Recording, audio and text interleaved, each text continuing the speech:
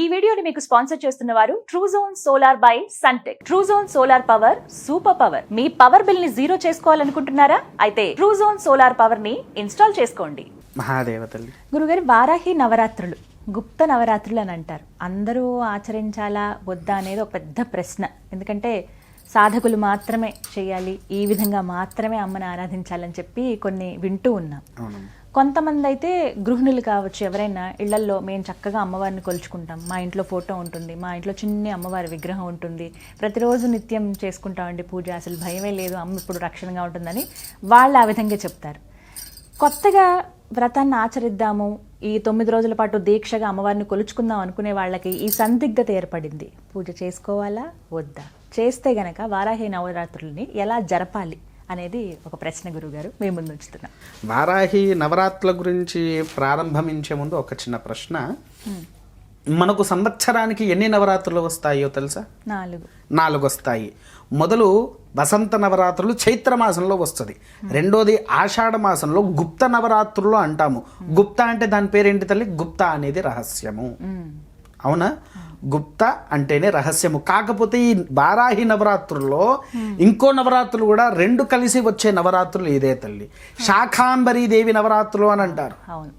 ఆషాఢ మాసంలోనే కూరగాయలకు, అంటే ఒక రైతువు యొక్క కూర పంటలు ఏదున్నా కూడా చేసేది. మనం వసంత నవరాత్రుల్లో చేసేది ఎవరికి? లలిత, షోడశి, వనదుర్గికి చెయ్యాలి. అవునా? రెండవది వచ్చేసేసి ఆషాఢ మాసంలో వారాహి గుప్త నవరాత్రులు. కానీ శాకాంబరి ముఖ్యమైంది. ఇప్పుడు ఏంటంటే కొంతమంది సెలబ్రిటీలు చేసేవరికి వారాహి పైకి వచ్చింది, కానీ పూర్వం నుంచి ఉన్నటువంటిదే ఇది. మనకు పూర్వం నుంచి ఉన్నటువంటి నవరాత్రులే ఈ నవరాత్రులు. తర్వాత వచ్చేది శరన్నవరాత్రులు. అది ప్రతి ఒక్కరూ ఆచరిస్తారు, వద్దనుకున్నా వెళ్తారు, ఆచరిస్తారు ఆశ్వేజ మాసంలో. తర్వాత మాఘ మాసంలో శ్యామలా నవరాత్రులు.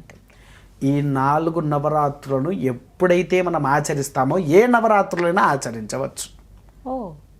ఏ నవరాత్రులైనా ఆచరించవచ్చు. నేను ఈ యొక్క నవరాత్రులే ఆచరిస్తా అంటే నేను ఒక మాట అడుగుతా, వినండి. మనం ఇంట్లో ఒక 10 మంది ఉన్నాము, మీరు ఒక్కరు భోజనం చేస్తే సరిపోద్దా?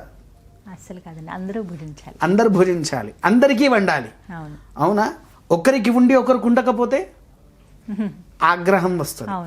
మనకు వసంత నవరాత్రులు ఆచరించేది దేనికోసం? పాడి పంటలు, వనాలు అన్ని సంరక్షణగా ఉండడానికి. అంటే చూడండి, వసంత ఋతువు అంటే ఎండిపోయినవన్నీ కింద పడిపోయి కొత్త చిగురు వచ్చే వేళ అంటారు దాన్ని. అవునా? అన్ని వసంతాలలో ప్రతి ఒక్కరికి అన్ని రకాలుగా శాంతి అనేది రావాలి అనేటువంటిదే వసంత నవరాత్రులు. రెండవది ఈ శాకాహారాధికాలు. అమ్మవారికి అందరూ వారాహి వారాహి వారాహి అని పెట్టుకుంటున్నారు. వారాహి గురించి ఆపేసి నీ ఇంట్లో కూరగాయల మాల తయారు చేసుకుపోయి ఏదైనా అమ్మవారి దేవాలయంలో ఇచ్చి, ఈ మాల ఈరోజు నా పేరు మీద అమ్మవారి మెడలో వేయండి అని ఇవ్వచ్చండి. ఇవ్వాలి తల్లి. 9 రోజులు ఖచ్చితంగా ఒక్కొక్క రోజుకి ఒక్కొక్క రకమైన కూరగాయల మాల అమ్మవారికి అర్పించాలి. శాకాంబరి నవరాత్రులు. ఎందుకంటే దీంట్లో 2 కలిసే ఉంటాయి. ఎందుకంటే మీరు కూడా చూడండి, పూర్వంలో శాకాంబరి నవరాత్రుల్లో లాస్ట్ ఒక్కరోజే అమ్మవారికి కూరగాయలతో అలంకరణ చేస్తారు, పక్క పెట్టేస్తున్నారు. రోజు చేయట్లా, ఏ దేవాలయంలో కూడా చేయట్లా. కొన్ని దేవాలయాల్లో మాత్రము ఖచ్చితంగా చేస్తున్నారు 9 రోజులు, కొన్ని దేవాలయాలలో. అవునా? ఈ శాకాంబరి నవరాత్రులు ఎందుకంటే వారాహి అనేటువంటిది ఉగ్ర రూపంలోనే ఉంటుంది. కిరాతక వారాహి, స్వప్న వారాహి, యోగ వారాహి, ధని వారాహి, క్షుత్ర వారాహి, పాలిని వారాహి, శూలిని వారాహి, చాండాల వారాహి, ఇలా ఇవన్నీ మనకు ఉంటూ ఉంటాయి. అందులో రోజు ఒక్కొక్క రూపము, ఒక్కొక్క అవతారము, ఒక్కొక్క నైవేద్యము. శరన్నవరాత్రుల్లో అసలు మనకు ఇంకో విధం చెప్పాలి అని అంటే, గణపతికి ఉన్నట్టు గణపతికి అందరూ నవరాత్రులు అంటున్నారు, కానీ అది నవరాత్రులు కాదు, నవార్ణికోత్సవాలు. ఎందుకంటే గణపతిని 9 పగళ్లే ఉంచాలి, 9 రాత్రులు ఉంచకూడదు. 9 రాత్రులు ఉంచాల్సింది ఎవరిని? అమ్మవారిని. అందుకే దీన్ని శరన్నవరాత్రులు, నవరాత్రులు అనేటువంటి పేరు దీనికి మనకు ఉంటుంది. అవునా కదా తల్లి?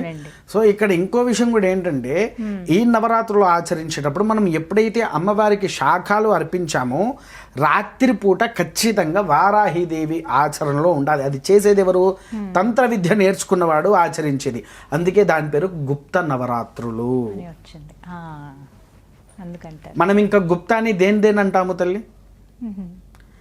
భూమి లోపల ఉండే వాటిని నిధులు ఉంటాయి, నిధుల్ని గుప్త నిధులు అంటాము. అంటే అది రహస్యమే అన్నట్టే కదా దాని అర్థం. రహస్యం. గుప్త అంటేనే రహస్యము, అవునా?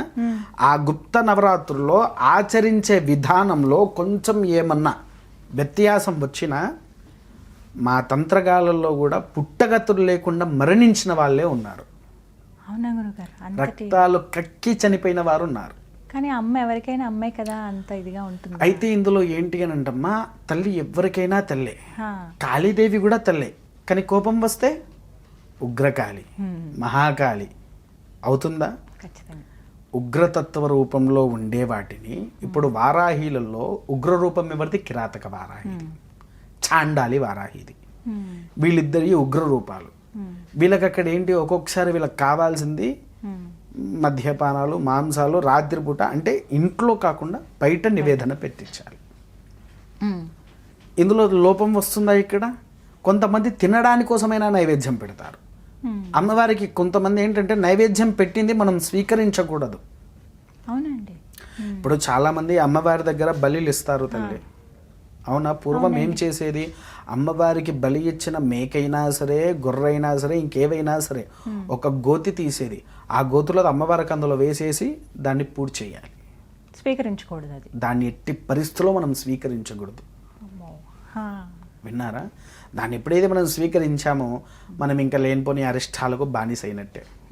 కానీ అంత గొప్పగా పండగల్లాగా చేసి అందరికి భోజనాలు అవి పెడతారు కదా గురువు గారు. మరి దానికి అసలు ఇంకోటి ఏంటి అంటే మనకు మాంసాహారం తినాలనేది అయితే లేదు కదా తల్లి. మాంసాహారం తినమని అయితే చెప్పిందా అంటే అమ్మవారికి నివేదన పెట్టమని చెప్పింది, పెట్టమని చెప్పింది, కానీ మనల్ని తినమని చెప్పిందా? కాకపోతే ఏంటి అంటే ఇందులో ఇంకో విషయం చెప్తా తల్లి. నేను ఒక దేవుణ్ణి అనుకుందాం, ఎగ్జాంపుల్, నేను నీకు ప్రత్యక్షమయ్యా, నీ ఇంట్లో కూర్చున్నా, ఓ వారం రోజులు భోజనం పెట్టావు, 2వ వారం పెట్టావు, 3వ వారం పెట్టావు, 4వ వారం పెడుతున్నావా? వారిని ఏమో వీడికి ఎక్కడ పర్లేదు, నా ఇల్లే దొరికిందా? ప్రపంచంలో ఇన్ని ఇల్లులు ఉన్నాయి, ప్రపంచంలో ఇన్ని ఇల్లులు ఉన్నాయి, ఎవరింటికి పోకుండా నా ఇంట్లోనే కూర్చొని తింటున్నాడు, ఏం దేవుడయ్యా నన్ను నాశనం చేయడానికే వచ్చాడని తిట్టుకుంటారు. వాస్తవం. ఎందుకనంటే చూడండి, ఎక్కడైనా భగవంతుడు ప్రత్యక్షమయ్యి ఖచ్చితంగా భోజనం చేస్తున్నాడంటే ఇంట్లో నుంచి మొదటి 1 రోజో 2 రోజో 3 రోజులు తీసుకుపోతారు, తర్వాత తీసుకుపోయేటి వారు ఉన్నారా? మామూలుగా మన ఇంటికి ఎవరైనా అతిథులు వస్తేనే వారం రోజులు ఉంటే వీడు ఎన్ని రోజులు ఉంటాడు రా ఖచ్చితంగా ఉంటుంది, అవునా? అలాంటి స్థితిగతుల్లో ఉంటారు కాబట్టి దేవుడికి నివేదన పెట్టింది ఎట్టి పరిస్థితుల్లో మనం స్వీకరించకూడదు. ఎందుకంటే భగవంతుడికి ఇచ్చింది మనం ఎంగిలి చేసిన వాళ్ళ కింద అవుతాము. మళ్ళీ ఎంగిలి దేవుడికి పెట్టొచ్చా? ఒకటి. ఇంకొకటి కూడా ఏంటి అని అంటే మనం రాత్రిపూట భోజనం చేస్తాము కదా, మనం భోజనం చేసే ముందు శాస్త్రం ఒకటి ఉంది, ఒక పళ్ళెంలో 2 మెతుకులు వేసి కొంచెం కూర అట్లా వేసి పక్కకు పెట్టుంచండి అనేది. ఎందుకోసం? మనం నిద్రిస్తున్నటువంటి సమయంలో రాత్రులలో లక్ష్మీదేవి ఆకలితో ఉంటుంది, ఎప్పుడైతే వచ్చి అది తింటాదో అప్పుడు మన ఇంట్లో లక్ష్మీ ఉంటుందిరా అని మన పూర్వీకుల నుంచి చెప్పుకుంటూ వచ్చారు. కానీ ఇప్పుడు పాటించే వాళ్ళు ఎవరు ఉన్నారా? ఇది కూడా పెట్టేవారు కూడా లేరు కనీసం, అవునా కదా? అలా పెట్టేవారు లేరు. కాకపోతే ఏంటంటే వారాహి నవరాత్రులు 4 ఖచ్చితంగా ఆచరిస్తే మిగిలిన అన్ని ఆచరించవచ్చు. ఏదో ఒకటి ఆచరించి ఇంకొకటి ఆచరించకుండా అలా ఉంటే గనక మనకు లేని సమస్యలలో మనం ఇరుక్కుంటాము.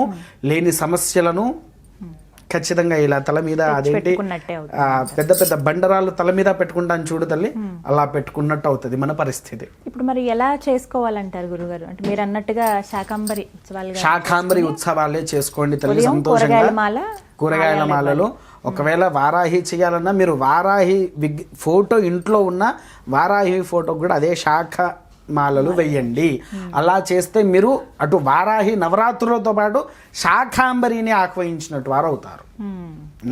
అలా చేస్తే ఎటువంటి తప్పు లేదు, మనకి ఎటువంటి అది నష్టం కూడా రానివ్వకుండా అమ్మవారి యొక్క దివ్యమైనటువంటి అభయహస్తాన్ని మన వైపు చూపిస్తుంది. అందరూ చేసుకోవచ్చు అంటారు, ఎవరైనా చేయవచ్చు తల్లి. విన్నారా? ఎందుకంటే ముఖ్యమైనది ప్రతి మన ఇంట్లో అయినా మనకు కడుపు నిండాలన్నా శాఖం కావాల్సిందే. పూర్తిగా నాన్ వెజ్ తింటే ఏమవుతుంది? మరి ఇప్పుడు ఆ మాలగా వేసినటువంటి ఆ శాఖలు కూరగాయలు ఏవైతే ఉన్నాయో వాటిని స్వీకరించవచ్చా గురువు? సంతోషంగా ప్రసాదం దొరకడం మహాభాగ్యం అది.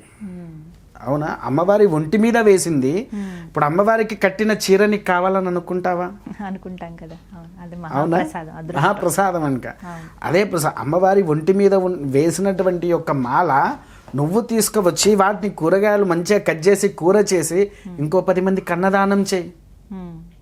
మంచిదే కదా. అవునా కదా తల్లి? ఆ వేసిన కూరగాయలు రోజు ఈ 9 రోజులు మనం ఎక్కడో ఎన్నో ఖర్చు పెడుతూ ఉంటాం తల్లి. మీరు నమ్ముతారో నమ్మరో, ప్రతి అమావాస్యకు నేను మామూలుగా సాయంత్రం పూట అమావాస్య ప్రసాదం అని ప్రారంభం చేశాను. మీకు ఫొటోస్ చూపిస్తా. అవి 50 నుంచి 100 కిలోల పులిహోర కానీ, దద్దోజనం కానీ, పాయసం కానీ అవన్నీ తయారు చేసేది. ఏదో ఒకటి తయారు చేసి ప్రతి ఒక్కరికి నేను ప్రసాదంగా పెట్టుకుంటా స్టార్ట్ చేశాను. స్టార్ట్ చేసిన తర్వాత మా ఊర్లో కొంతమంది వైశ్యులు నా దగ్గరకు వచ్చి అసలు దేనికి పెడుతున్నారు అని అన్నారు. అమావాస్య రోజు మనం ఎప్పుడైతే ఒక వ్యక్తికి మనం భోజనం పెడతామో, నువ్వు పితృదోషంతో ఉండొచ్చు. పితృశాపం, అమ్మ పితృదోషం వేరు, పితృశాపం వేరు కదండి. అవును, విన్నారా? పితృదోషం వేరు, పితృశాపం వేరు. తర్వాత లక్ష్మి స్త్రీ శాపం, ఇంట్లో డబ్బులు నిలవకుండా స్త్రీ శాపాలు ఉంటాయి. ఇవి తొలగాలి అని అంటే అమావాస్య రోజు ఒకడికి భోజనం పెట్టు, మనలో ఉండే సర్వ సమస్యలు నివారణ అవుతాయి. ఆ సమస్యలు నివారణ అవ్వాలంటే ఈ అమావాస్య నువ్వు భోజనం పెట్టు అని చెప్పేసేసి అన్న. అలా నా ఊర్లో అందరూ కలిసి ఒక 150 మంది అయ్యి మనిషికి 500 చొప్పున వేశాను. 500 మంది 150 మంది నెలకు అమావాస్య రోజు 500 అందరు ఇచ్చేస్తాము. ఆ గ్రూప్ కూడా మీకు చూపిస్తా తర్వాత, వాట్సాప్ గ్రూప్. మనిషికి 500, ఒక్కరు కూడా ₹1 ఎక్కువ వెయ్యనివ్వము. 500 వేసేసి 2 నుంచి 3,000 మంది వరకు భోజనాలు పెడతామమ్మా అమావాస్య రోజు. ఎందుకనంటే శ్రీ రాజశ్యామలాదేవి పేరు మీద పెట్టి తర్వాత మళ్ళీ ఆలోచించి 150 మంది నేను మా అమ్మవారు పెట్టుకుంటే బాగోదు కదా, వరంగల్కి భద్రకాళి అమ్మవారు ముఖ్యమైంది. అందుకే భద్రకాళి అమావాస్య ప్రసాదం అనే పేరు పెట్టించి దానికి నామకరణ చేసి అందరూ ఒకటి చేసి 2 నుంచి 3,000 మంది వరకు భోజనాలు పెడుతున్నాము. మనము దీంట్లో ఒకటి ఉంది, గజతురగ సహస్రం గోకులం భూమి దానం కనక రజిత పాత్రం మేధిని సాంగరాంతం ఉభయకుల పవిత్రం కోటి కన్యా ప్రధానం నభవతు తత్సుల్యం అన్నదాన సమాన. ఏవి సాటిరావు, ఏది కూడా అన్నదానం ముందు సాటిరావు. మనం ఒక బ్రాహ్మణ్ణి పిలిచి గజాలు కానివ్వండి, అశ్వాలు కానివ్వండి, ఏది దానం చేసినా, భూమి, బంగారం, రజితం, రాగి పాత్రలు ఏది మనం దానం చేసినా ఇంకా కావాలి కావాలి కావాలి అని అంటారు. అదే అన్నదానం పెట్టండి చాలు, కడుపు నిండిపోయి చాలు. ఆ ఒక్క పదము వల్ల వీడి జీవిత చరిత్ర మారిపోయి వీడికి సకల అనుగ్రహాలు పొందుతాడు. అందుకే మనము ఏది దానం, మామూలుగా దానం ఇచ్చినా కూడా ఈ దాత సుఖీభవ అని చెప్పము, కానీ అన్నం పెట్టిన వాడికి మాత్రం అన్నదాత సుఖీభవ అంటాం. అన్నారా?